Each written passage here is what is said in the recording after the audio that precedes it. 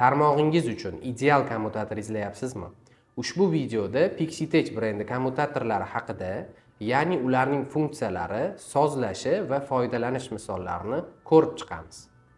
Pixitech kommutatorlari bir nechta toifaga bo'linadi: boshqariladigan, boshqarilmaydigan hamda POE kommutatorlar. Keling, ularning farqlarini ko'rib chiqamiz.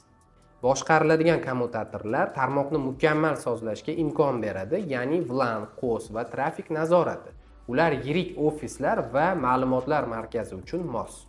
Boshqarilmaydigan kommutatorlar o'rnatishda oson va murakkab sozlamalarsiz tezkor ulanishni ta'minlaydi. Ular kichik bizneslar uchun mos.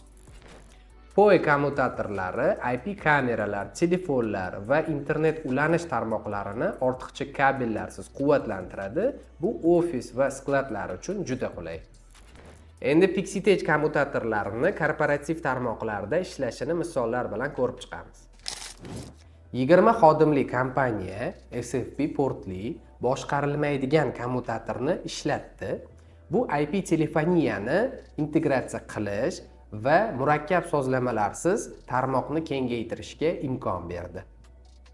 IP telefon va video kuzatuv tizimi bilan ishlaydigan o'rtacha kompaniyaga boshqariladigan POE kommutatorlari tavsiya qilindi. U nafaqat qurilmalarni quvvatlantirdi, balki trafikni nazorat qilishga yordam berdi. Ma'lumotlar markaziga, ya'ni data centerga ega eng yirik kompaniya ofislar va filiallar orasidagi trafikni boshqarish uchun Pixitechni L3 kommutatori berildi. Bu VPNni optimallashtirish va kechikishlarni kamaytirishga imkon berdi. L2 va L3 kommutatorlarining asosiy farqlarini ko'rib chiqamiz.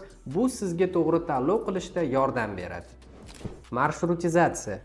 L2 kommutatorda yo'q, L3 kommutatorda bor.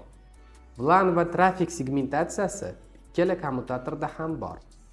QoS, trafik ustuvorligi qo'llab-quvvatlashi ikkala kommutatorda ham mavjud.